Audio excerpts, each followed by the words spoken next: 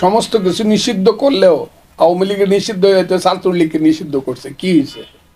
আমি কোনো কিছু নিষিদ্ধের পক্ষে না। আমি আবারও বলছি, অনেকে আমাকে ভুল বুঝতে পারে।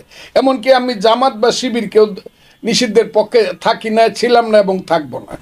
কেউ কাউকে নিষিদ্ধ করে রাজনীতি বন্ধ করতে পারে না। আমি নিষিদ্ধের পক্ষে না। আওয়ামী লীগকে জনগণ নিষিদ্ধ রাখবে আগামী 5-10 বছর, আমি বললাম, আপনি দেখেন। এটা অন্য কারো করতে হবে না। আওয়ামী লীগকে নিষিদ্ধ, আর আওয়ামী লীগকে নিষিদ্ধ রাখলেও ভোটের বেলায় কিন্তু গিয়ে আওয়ামী লীগের যারা ভোটার তাদের পায়ে কিন্তু ধরতে হবে সবারই। কিছুতেই আওয়ামী লীগের একটা পোর্শন ভোট, এবং যে পোর্শনটা খুব কম না, যে পোর্শনটা আগামী দিনে রাজনৈতিক ক্ষমতায় কে যাবে তা ডিটারমিন করবে, সাংঘাতিকভাবে ডিটারমিন করবে আওয়ামী লীগের ভোট। এই দেশের রাজনীতি আওয়ামী লীগ ধরেন ইলেকশনে আসলো না, আমাকে অনেকে ভুল বুঝতে পারেন, কিন্তু আওয়ামী লীগের সব ভোট কি ইন্ডিয়া গেছে নাকি?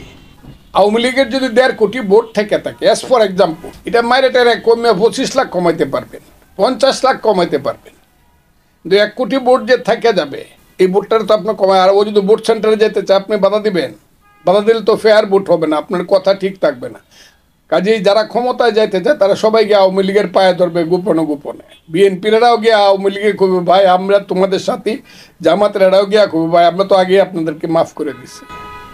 সব যাবে আওয়ামী লীগের বাড়িতে ভোটে। ধরেন আওয়ামী লীগ ইলেকশন করলোই না, একদম নৌকা মার খাই নাই, কিন্তু সব আওয়ামী লীগের বাড়িতে যাওয়ান লাগবে, কারণ আওয়ামী লীগের একটা পার্সেন্টেজ ভোট আছে যেটা কেউ কমাইতে পারবে না।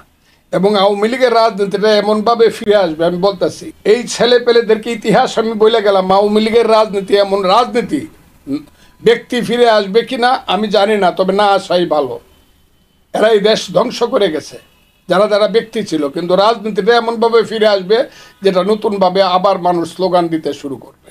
ওই রাজনীতি রাত্রে দিনে ঘুমাবে না।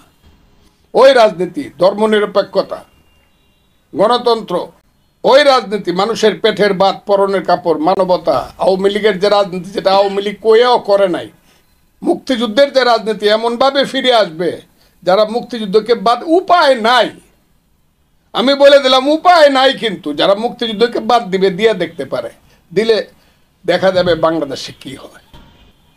এই দেশে মুক্তিযুদ্ধ জীবিত আছে কিনা এই দেশের মানুষ প্রমাণ করবে। কিন্তু হাসিনা আর মুক্তিযুদ্ধ এক জিনিস না। হাসিনা খারাপ করছে বলে মুক্তিযুদ্ধ খারাপ, হাসিনা খারাপ করছে, হাসিনা সরকার খারাপ করছে বলে শেখ মুজিব খারাপ, বঙ্গবন্ধু খারাপ। এই কথা বলে যারা মুক্তিযুদ্ধ এবং বঙ্গবন্ধুকে বাদ দিতে চায়, তারা বুঝবে কত ধানে কত চাল, তারা এটা বুঝতে পারবে। তারা বরং অন্য দলগুলোকে সর্বনাশ করতেছে, তারাই বিএনপির সর্বনাশ করতেছে, যাতে বিএনপি কোনোদিন ক্ষমতা না আসতে না পারে। কারণ এই দেশে দুইটা রাজনৈতিক দল, একটা আওয়ামী লীগ আর একটা anti Awami League headed by BNP.